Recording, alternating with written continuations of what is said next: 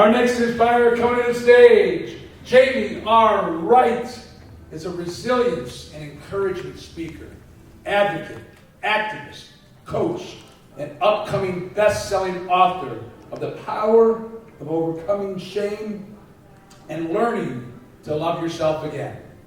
After overcoming domestic violence during COVID-19, Jamie founded Jamie R. Wright, LLC, a consultant firm that provides awareness, education, and empowerment to communities of color impacted by domestic violence. Please rise to your feet and bring with a warm welcome to the stage and welcome Jamie R. Wright.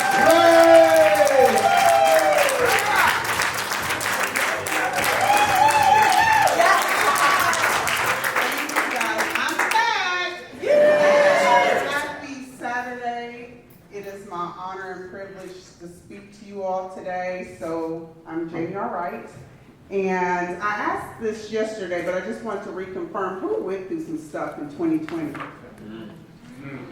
Yeah, it was a pretty tough year, right? So if you all would bear with me, I'm going to take you back a few years prior to 2020.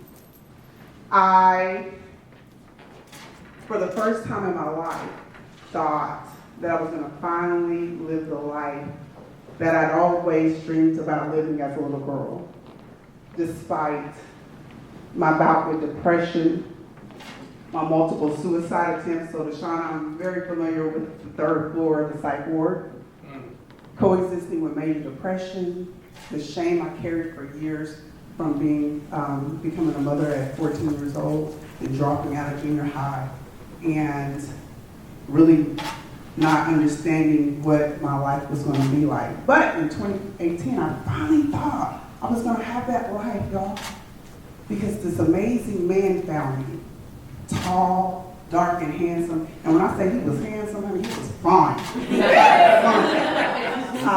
Swept me off my feet. Fast forward 2018, 2019, 2020, we exchanged vows.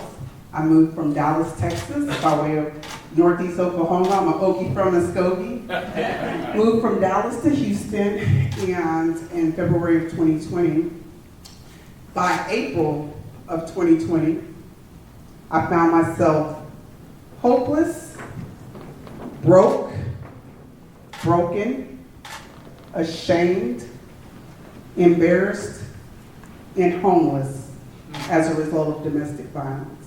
So when I stood on the stage yesterday and had the absolute honor of sharing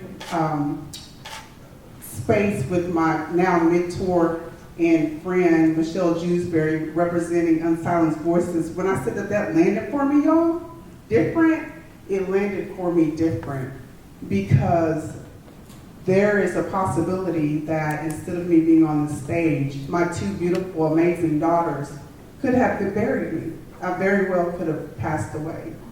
However, but God, right, but God. So now I stand here before you as not only a domestic violence survivor, I'm a thriver. So what I want to offer you all today is some tools that has allowed me to go from victim to victor. Some practical tools that people are like, Jamie, you were homeless during COVID? Yes, I was for 3 months. Wow. The woman that managed to get my master's degree and all these certifications in my career field. I make 6 figures. I have an amazing job, amazing family. That woman, 3 months homeless. Wow. So I'm going to offer you all the power of overcoming 3 simple letters that start with A that changed my life for the rest of my life. And those 3 words are awareness, acceptance, and action. And what I mean by that is, you all, my father came through this door right now today. I would not know who he was. But I know who my father is on the most high, right? So when I became aware that, wait a minute, Jamie, your life is very much inconsistent of the life that your creator, your father designed me to have, I had to become aware of that, you all. For many, many years, I wasn't aware of that. So whatever your situation is, I don't care what it is, domestic violence, loss of a loved one, loss of a job, stage fright as I'm doing it right now, but I know in order to get to the other part of my life, I have to do this. So I had to become aware that my life was inconsistent than what I wanted it to be, so awareness. The second powerful A I would offer you all is acceptance. Now this is just my truth. I had to accept that I gave my power away, right?